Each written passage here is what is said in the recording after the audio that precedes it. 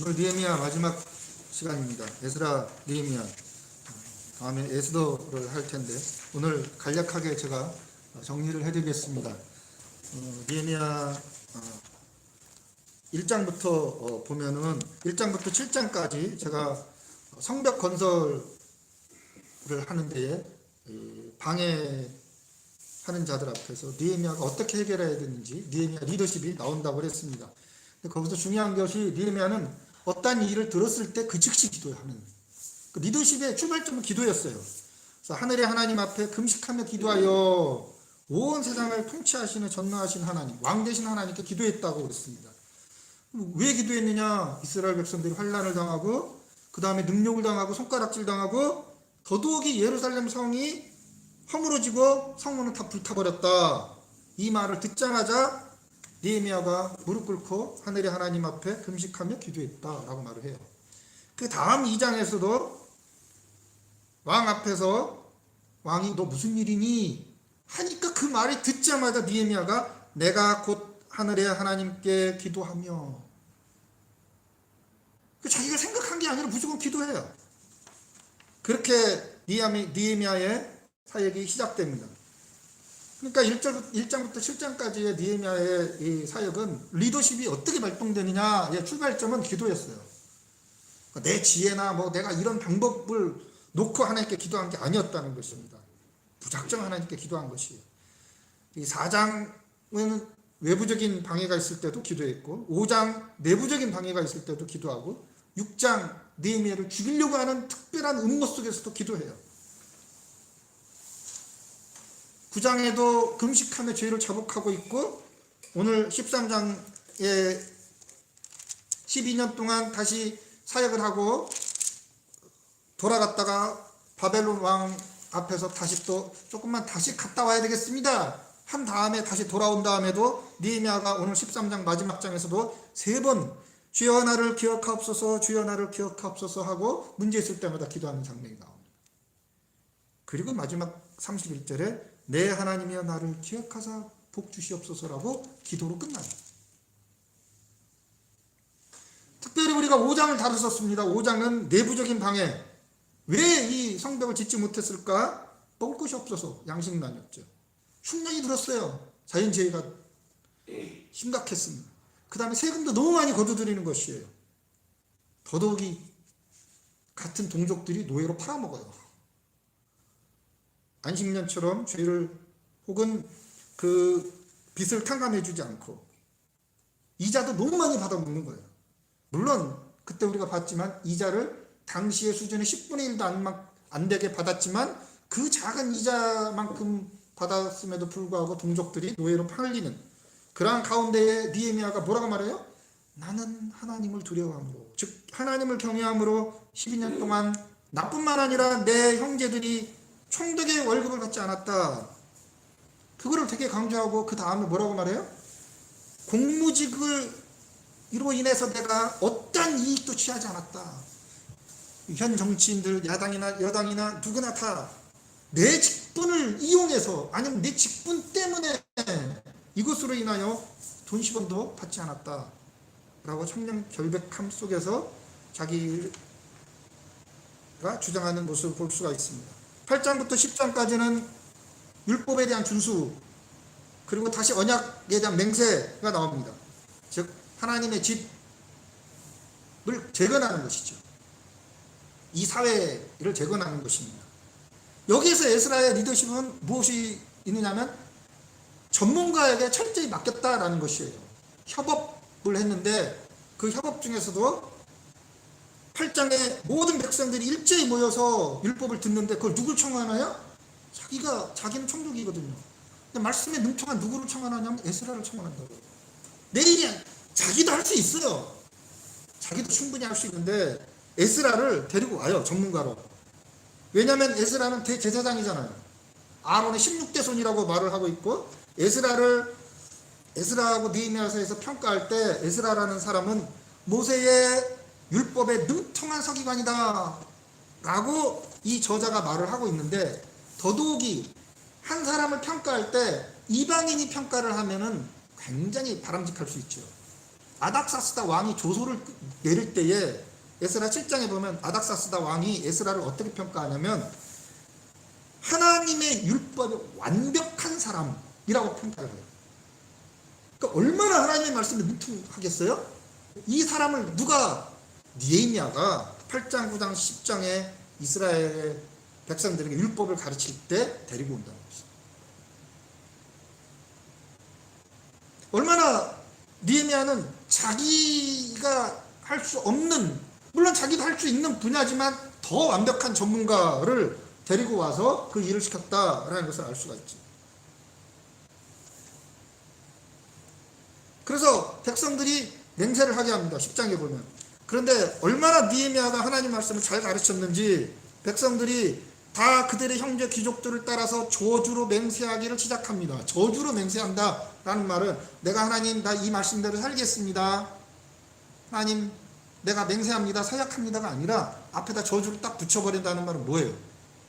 나 이대로 안 살면 나 죽여도 됩니다. 나 지금 당장 죽이세요. 엄청나게 이 자신감 있는 거죠. 자신감. 하나님 나를 죽여주십시오. 이대로 내가 살겠습니다. 이대로 안 살면 죽여달라는 말은 맨 먼저 나오는 거예요. 그러니까 에레미야가 에스라를 통해서 백성들에게 말씀을 가르치라고 할 때 그 정도로 확실하게 가르쳤다는 것이죠. 그래서 저주의 맹세를 10장에는 쭉 합니다. 그래서 중요한 게 하나님의 집을 위하여 안식일과 안식년을 지키겠습니다. 혼합결혼을 하지 않겠습니다. 라고 맹세를 하죠. 이걸 하면 우리는 죽겠습니다. 시오예요. 그리고 뒷부분에는 하나님의 전을 위하여, 절기를 위하여, 레위인들을 위하여, 또 성전 문지기들을 위하여 우리가 헌금을 11조를 성전세를 드리겠습니다. 이 두 가지의 맹세예요. 그리고 나서 오늘 본문을 딱 보면 13장에 보면 이걸 다 어기죠. 아주 자세히 어겨요 이스라엘 백성들이. 제가 에스라 느헤미야를 할 때 에스라는 성전을 짓는 것이 중요한 것이 아닙니다 라고 말을 했습니다. 왜냐하면 성전을 며칠간 지었다는 말도 없고, 하다못해 우리가 출애굽기에 보면 성막 짓는 데에 성막을 짓는 걸 2번씩이나 말을 해요. 그래서 한 장, 2장 거론하는 게 아니에요. 솔직히 말해서 여러분들이 출애굽기 읽다 보면 앞부분은 참 재밌습니다. 막 출애굽하는 장면까지 나오는데 뒷부분 읽다 보면 미치겠는 거죠. 맨날 규빗 얘기 나와요. 뭐 몇 규빗, 언제 끝나나 질질 끌죠. 굉장히 끌어요. 그런데 에스라가 성전을 지을 때 딱 한 절밖에 나오지 않아요. 너비 60규빗, 그러니까 위로 60규빗, 옆으로 60규빗, 딱 그 성전 지으라는 고방밖에 안 나와요. 그러니까 에스라가 성전을 준공하는 것이, 완공시키는 것이 목적이 아니라는 것을 말해주고 있는 것입니다. 또한 성벽 준공하는 것도 오늘 52일 만에 성벽을 준공하는데 3장 1절부터 32절까지 성벽은 누가 준공했다, 누가 준공했다만 나옵니다. 52일 만에 성벽을 준공하는 것이 중요하지 않은 것이죠. 13장까지 나오는 데 있어서 에스라의 성전을 준공하는 것이 중요한 것이 아니라는 것입니다. 뭐가 중요하냐?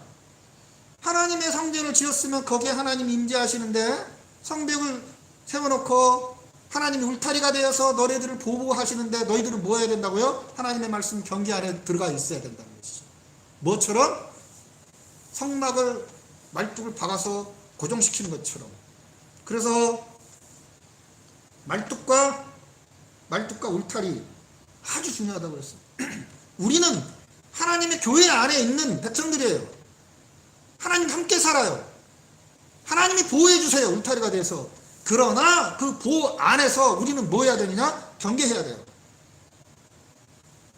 다른 것들이 들어오지 못하게.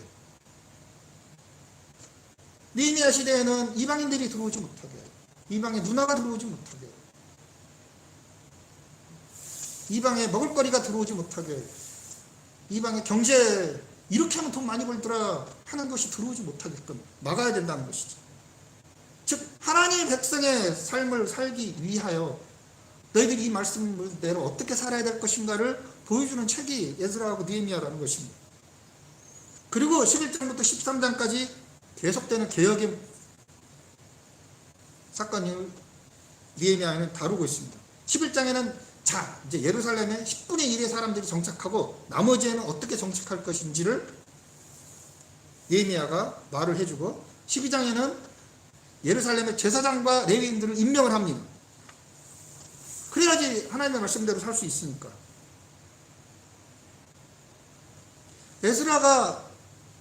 에스라를 초빙해서 느헤미야가 개혁을 시작할 때 8장이나 13장하고 동일하게 나가는 말씀이 있습니다. 그러니까 교회가 개혁되기 위해서, 우리의 신앙이 새롭게 되어지기 위해서 무엇이 바뀌어야 되느냐? 첫 번째, 8장 1절에도 모든 백성들이 다 모여요.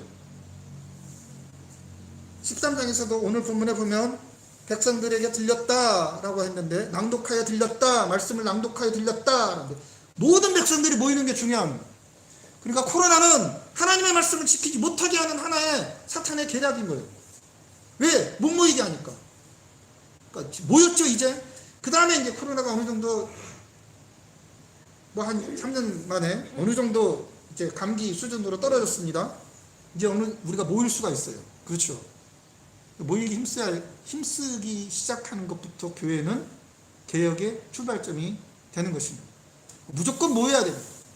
모든 백성이 다 모여서 비 오는 날에도 모여요. 막 난리가 아니었잖아요. 에스라 우리가 볼 때.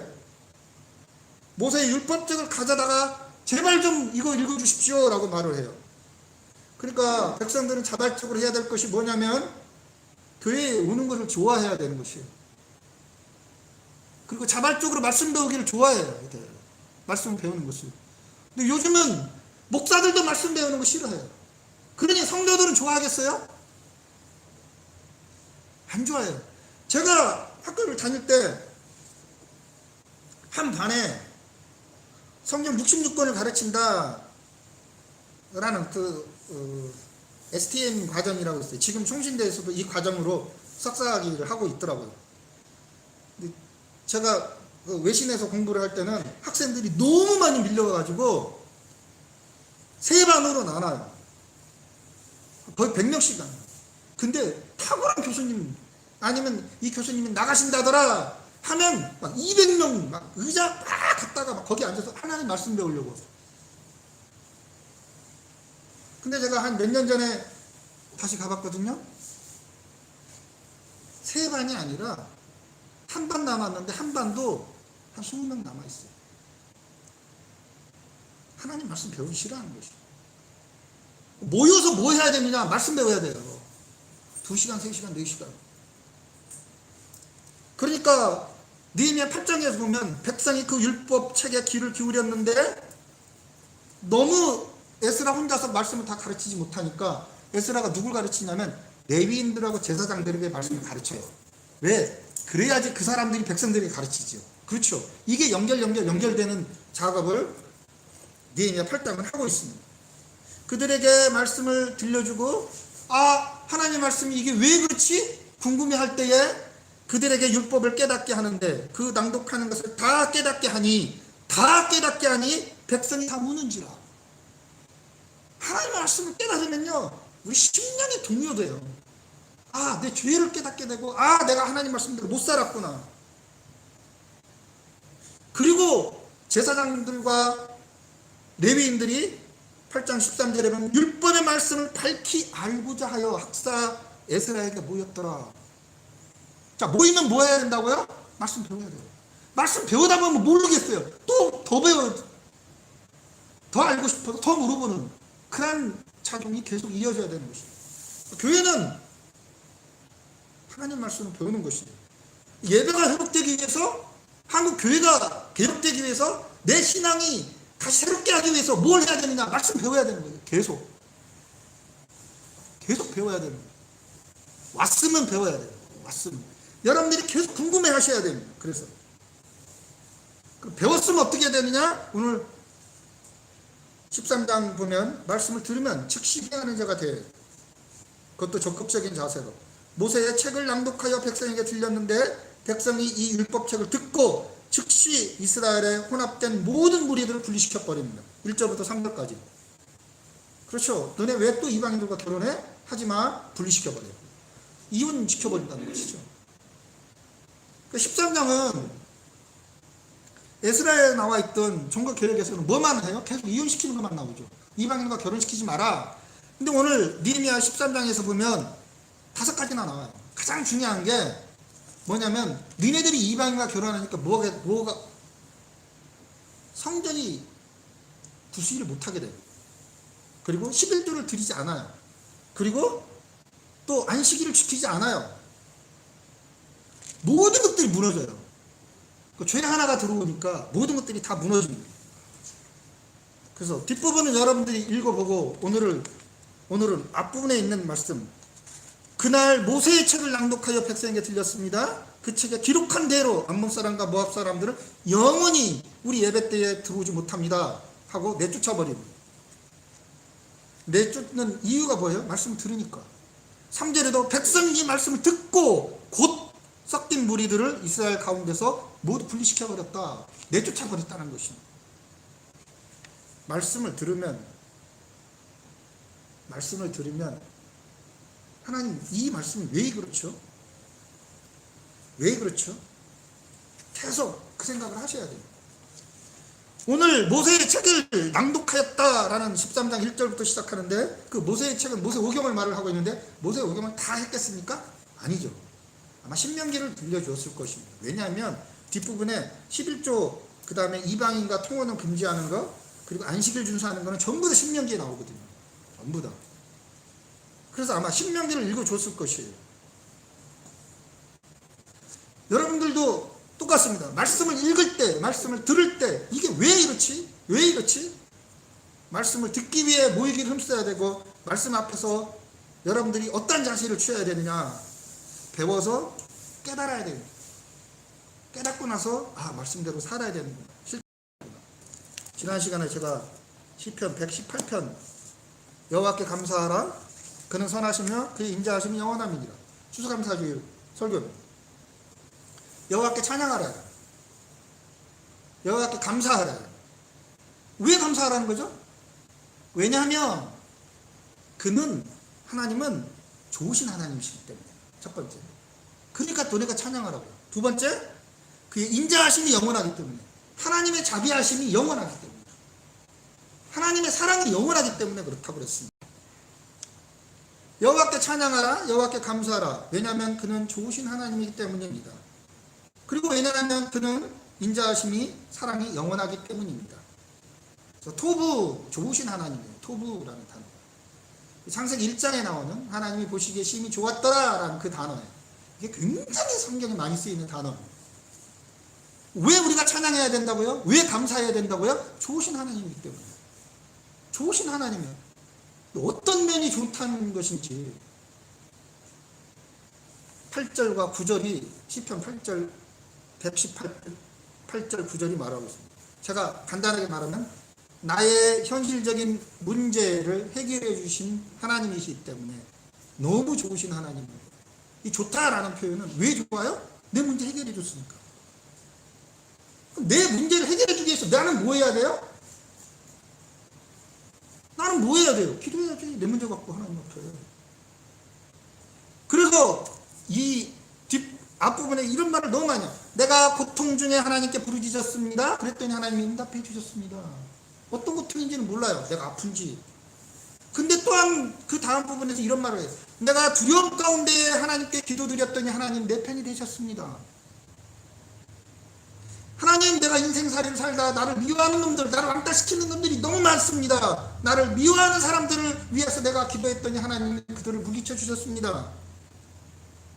그 다음에는 나를 둘러싼 수많은 적들이, 수많은 대군들이 몰려오는데 얼마나 무섭겠어요. 수많은 대군들이 나를 에워싸도 내가 여호와의 이름을 그들을 하나님께서 끊어버리셨습니다. 그들이 벌들처럼 나를 에워쌌습니다. 그러니까 내가 문제 앞에서 진퇴양난에 처했던 그 문제들 앞에서 내가 하나님께 부르짖었더니 하나님께서 내 문제를 해결해 주셨습니다. 그러니까 하나님은 좋으신 하나님이라는 거예요. 현실적인 성도들의 문제 앞에서 하나님께서 그 문제를 해결해 주신 하나님, 그 좋으신 하나님이기 때문에 내가 하나님을 찬양하는 거예요. 내가 하나님께 감사하는 것입니다. 그래서 8절 9절에 이렇게 말하고 있어요. 여호와께 피하는 것이 사람을 신뢰하는 것보다 나으며 여호와께 피하는 것이 고관들을 신뢰하는 것보다 낫도다. 이 낫다라는 표현이 토부예요. 좋다라는 것입니다. 그러니까 내가 여호와께 피한다. 내가 문제를 가지고 여호와께 기도하였더니 다른 사람들을 의지하는 것보다 더 좋습니다라는 거예요. 더 많은 권력자들을 의지하는 것보다 하나님을 의지하였더니 하나님께서 문제를 해결해 주셔서 나는 좋습니다. 그 좋으신 하나님이라는 것이죠.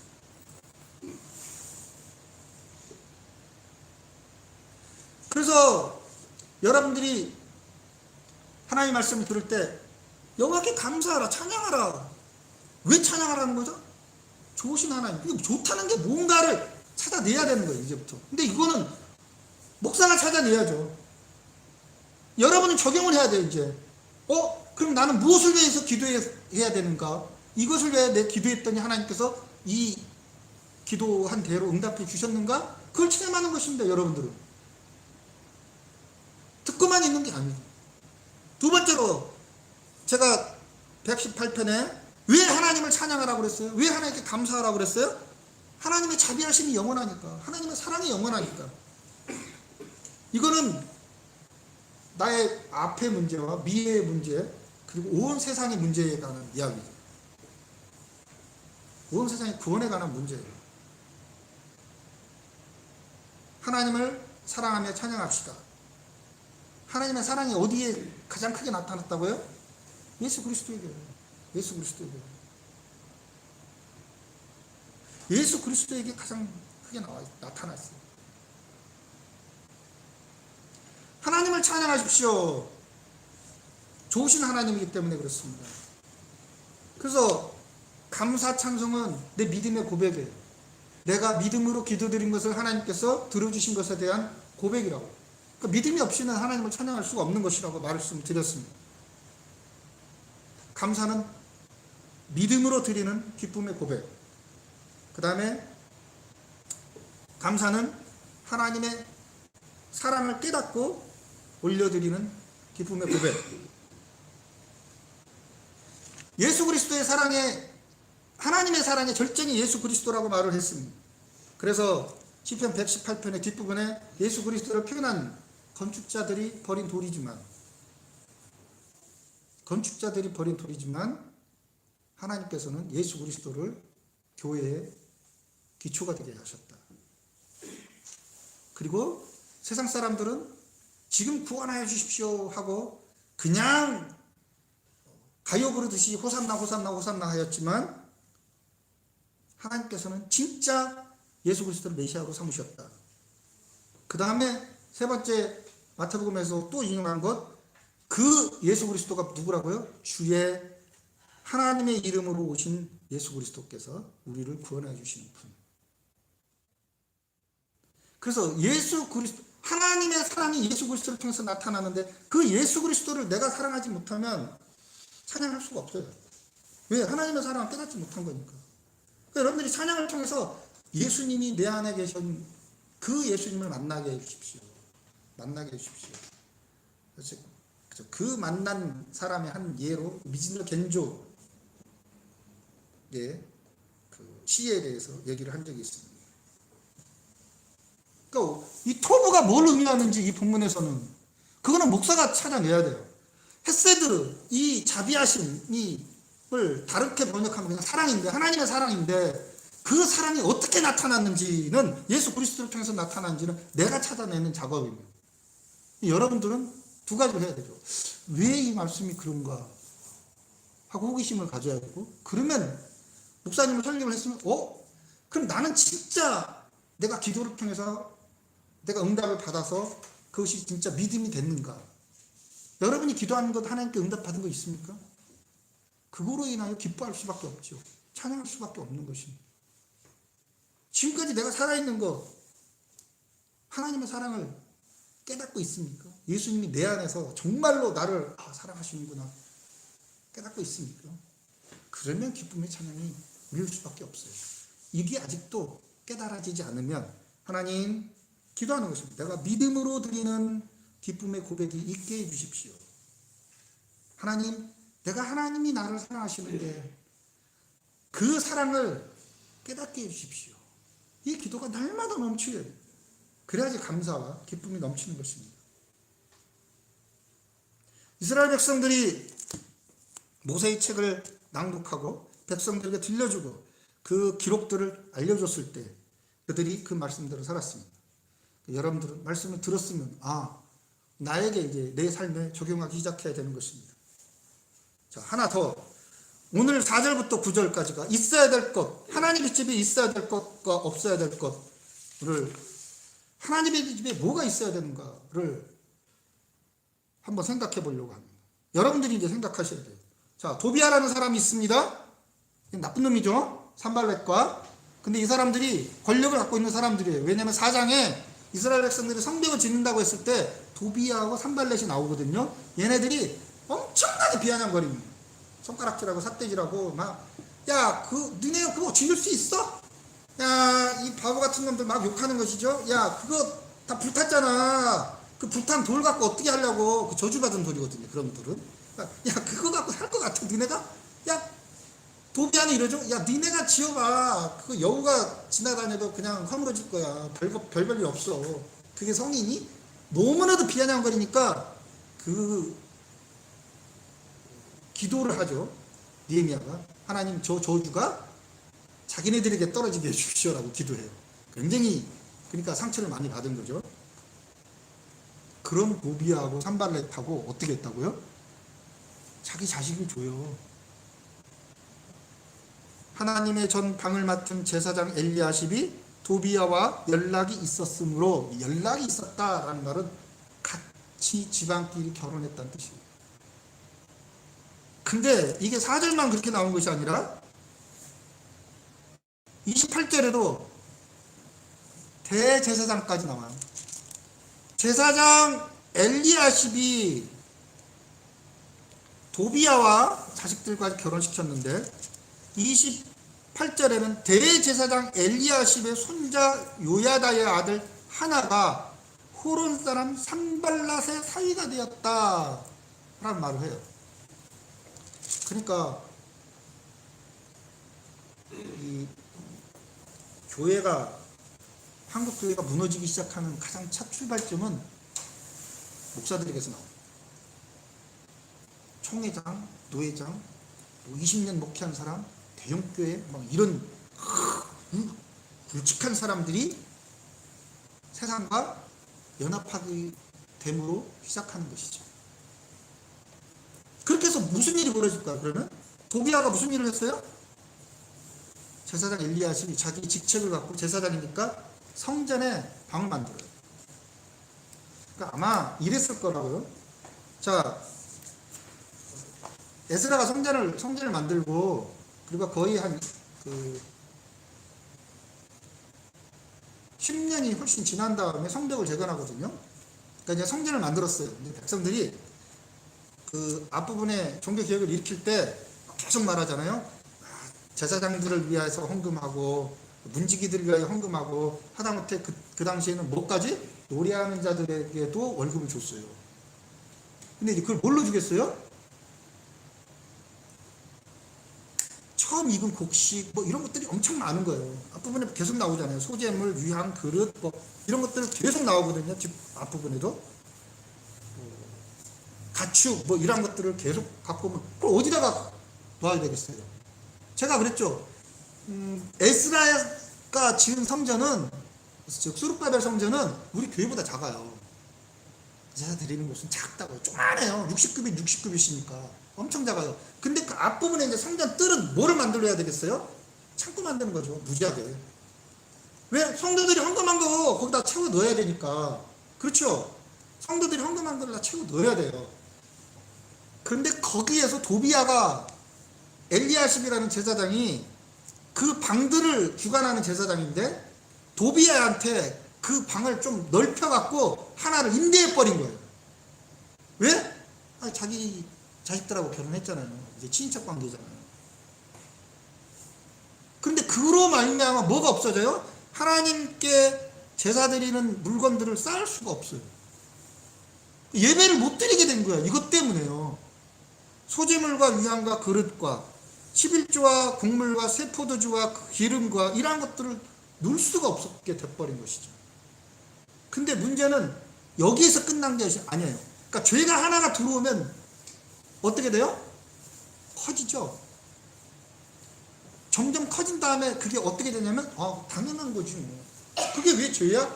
이렇게 돼버린다고요. 죄는 항상. 그래서 방을 임대해줬어요. 임대해줬어요. 도비아한테. 이방인한테 임대해줬는데 방 큰 거를 임대해줬어요. 그래서 하나님의 예배 드릴 수 있는 것들이 다 없어져 버린 거예요. 둘 수가 없으니까, 장소가 없으니까. 아니 큰 방 하나만 했다며요. 다른 방에다 두면 되지 않습니까? 근데 여기 9절에 보면 번역할 때 이제 내가 심히 근심하여 도비아의 세간을 그 방 밖으로 다 내어 던지고 느헤미야가 이렇게 다 어디서 감히 성전 안에 이방인들의 물건들을 놔 해갖고 다 내쫓아 버렸어요. 그런데 그 다음에 그 방을 정결하게 하고 라는 이 단어에서는 방이 복수로 쓰였어요. 그렇다면 도비아가 갖게 된 큰 방 하나뿐만 아니라 나중에는 다른 이 엘리야십이 다른 방들도, 여러 방들도 이방인들에게 줬다는 거예요. 그래서 하나님의 집에 예배를 드리지 못하게끔 전부 다 아예 이방인들의 물건으로 가득 차버린 거예요. 처음에는 방 하나만 내줬는데 도비아에게, 그 다음에는 이 방, 저 방까지도 다 다른 사람들에게 세줘버린 거예요. 이 사람들은 무슨 생각 가졌겠어요? 세를 줬는데 그 세를 가지고 또 교회를 위해서 또 뭐에 창고를 더 짓고 또 하나님의 성물을 위해서 뭘 사고 그랬을 거 아니에요. 그렇죠. 하나님의 집에 과연 이게 있어야 되는가? 근데 이 있어야 된다고 생각하는 것들이 전부 다 뭐하고 관련됐냐면 돈하고 관련됐다는 뜻입니다. 그러니까 돈이 한국 교회에 들어와서 우상이 되기 시작하면 타락해요. 뒷부분에 안식일을 지키지 않아요. 왜 안 지키냐면 보세요. 15절부터 나오는데 유다에서 어떤 사람이 안식일에 술투를 받고 안식일에 예루살렘에 들어와서 음식물을 팔기로. 누가요? 유대인들이. 16절에는 두로 사람이 예루살렘에 살며 물고기와 각양 물건들을 가져다가 안식일에 예루살렘에서도 유다 자손에게 팔기로. 20절에 보면 누군지 모르지만 상인들, 장사꾼들과 각양 물건 파는 자들이 한두 번 예루살렘 성 밖에서 잤다. 이 사람들이 모였다는 거예요? 성 밖에 무대기로 쌓는 거예요. 지금으로 말하면 마트, 대형 마트가 들어선 거라고요. 누구에게 팔려고? 유대인들에게. 유대인들, 두로 사람, 이방인들까지도 전부 다 안식일에 장사해요. 이 장사할 때 어떻게 생각하죠, 우리가? 먹고 살되는데 왜 그러냐고. 안 그래? 먹고 살아야 되잖아. 여기 보면 각종 물건 중에서 음식물을 팔기도 하고 물고기를 팔기도 하는데 먹고 살아야 되는데 어떻게 합니까? 여러분들이 생각하기에는 하나님이 집에 뭐가 있어야 되고 뭐가 없어야 되는지, 과연 이게 있어야 되는지. 자, 교회가 두 가지만 생각해 볼게. 옛날에는 어린이집 성경을 했어요.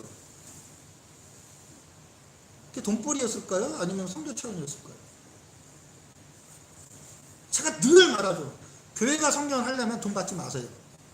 첫 번째. 두 번째는 교회가 성경을 하려면 완전히 분리시키세요. 회사처럼 운영을 하세요. 교회가 하지 말고.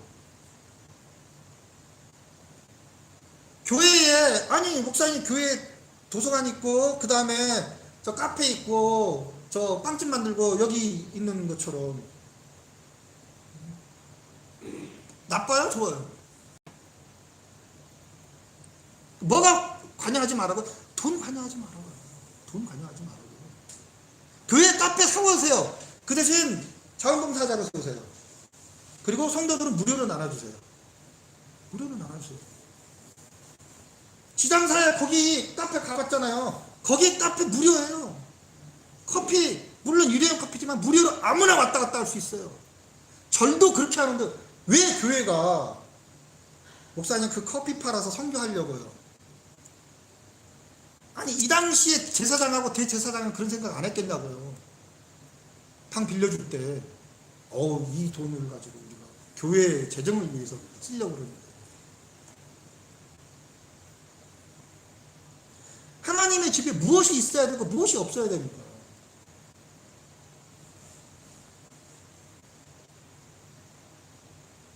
이것 때문에 이 창고를 성전 제사와 성물로 쓰이지 못하기 때문에 그 다음 부분에 가면 11조가 어디 있는지 몰라서 누가 제사장하고 레위인들이 교회를 떠나요.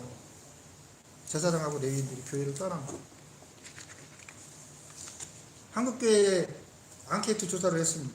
한국교회의 가장 큰 문제가 무엇입니까? 라고 말하니까 41.9%가 세속적인 물질주의라고 했어요. 두 번째가 뭐였냐면 38%가 목회자의 자질 부족, 그리고 이기심, 그리고 사리사욕. 다 둘 다 돈 문제예요. 다 돈 문제라고, 돈 문제.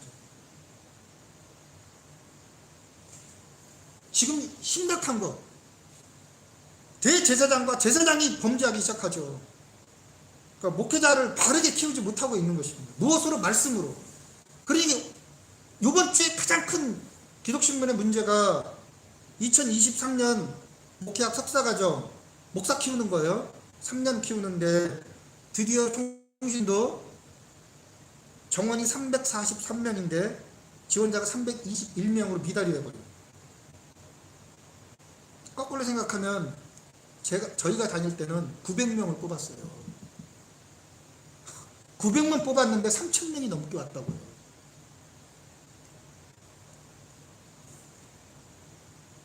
지금 30년 정도, 30년 만에 이렇게 된 거예요. 900명 뽑는데 거의 3,000명이 와요. 3대1이 넘었다고요. 근데 지금은 정원을 계속 줄였다고요. 343명. 이렇게 줄였는데도 미달이에요. 왜 그렇다고 생각하십니까? 하나님의 말씀을 안 가르친다고. 하나님 말씀을 안 가르쳐요. 그 가장 큰 예로 총신에서 히브리어 헬라어 가르치잖아요. 학생들이 안 들어요. 그 과목 가르치는 사람 걸 안 듣는다고요. 아니 성경이 히브리어 헬라어로 쓰여졌는데 그거 가르치는데 안 듣는다고요. 그럼 뭐하러 온 거예요 교회에? 아니 목회자가?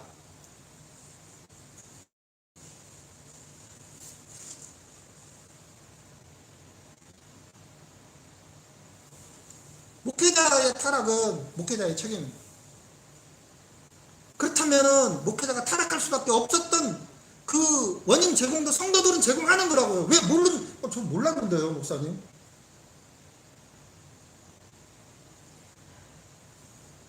아니 똑같잖아요. 예수님께서 너네 왜 성전에서 장사해? 예수님 다 엎어버리잖아요. 근데 왜 교회에서 장사하는 거를 가지고 성도들은 가만히 있습니까? 그러면 물질이 개입하면 안 된다고요. 절대로 물질이 개입하면. 제가 여기에서 처음으로 딱 한 번 외부 강사를 간 적이 있어요. 헌신예배 동현교회에서 와달라고 그래가지고 딱 한 번 간 적이 있거든요. 근데 외부 강사로 가면 돈을 줘요. 설교하는데 제가 니에미야 생각이 나. 니에미야는 월급 받았어요? 안 받았어요? 안 받았다고 그랬잖아. 분명히 충분히 받을 수 있어요. 왜냐면 바벨론에서 월급을 받고 여기에서 세금 거두니까 자기가 좀 더 걷어서 받을 수 있고 내가 더 노력하는데 뭐 출장비 해서 더 받을 수 있어요. 안 받았다고 그랬거든요. 제가 동현교회에서 설교할 때 그랬어요. 우리 교인 한 사람이 집을 얻어야 되는데 돈 20만 원이 없다. 당신들이 나 줄 거 2배로 줘라. 내가 안 쓰겠다. 안 쓸 테니까 돈 2배로 주라 그랬어요. 대놓고 했어요. 어차피 내가 그 교회에 평생 있을 것도 아니고 욕하라면 욕하라 그러지 뭐 가난한 교회 목사, 개척교회 목사 돈 좀 더 주면 안 돼? 그래서 내가 그렇게 대놓고 말했어요. 그리고 그거 받아갖고 그대로 누구 줬냐면 정주영씨 우리 교회에서 떠난 그 사람 그대로 줬어요. 왜냐면 이 말씀을 읽을 때 그 교회 설교하러 갔거든. 야, 씨, 내가 느헤미야처럼 어떻게 살아? 근데 내가 월급을 받아요, 못 받아요? 받잖아. 개척교회라도 받잖아.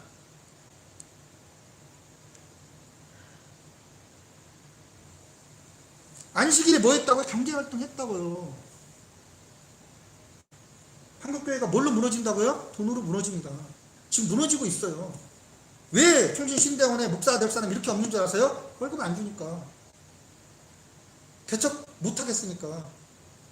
큰 교회 거기서 10년 20년 먹고 살면 됐지 뭐. 나 아는 사람들도 대형교회에서요 들어가자마자 지금 10년이 넘게 일하는 사람 많아요. 아니 먹고는 살아야 되는데 어떻게 해요? 하나님의 뜻이 저는 대형교회에서 여기에서 이 사람들 가르치는 겁니다.